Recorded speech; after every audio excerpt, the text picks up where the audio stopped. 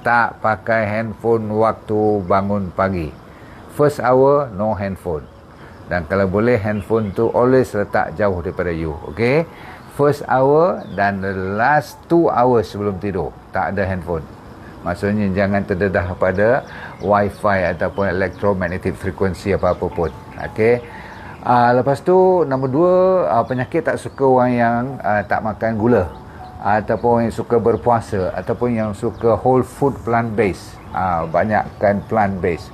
Lepas tu dia ambil suplemen yang betul-betul, yang memang sesuai untuk kehendak badan dia. Nombor 4, tidur yang betul-betul cun dan berkualiti. Lepas tu move, bukan exercise gila-gila, tapi asalkan bergerak cukup. Lepas tu dia paling takut penyakit ni kepada orang yang suka baca Quran.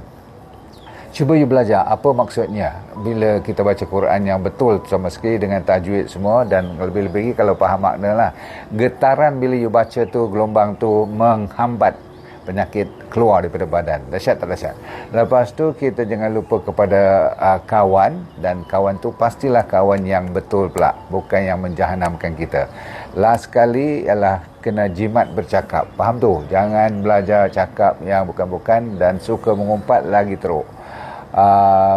Sikit lagi bonus, kalau siapa yang masalah kewangan tu, cuba betulkan dulu sebelum sakit yang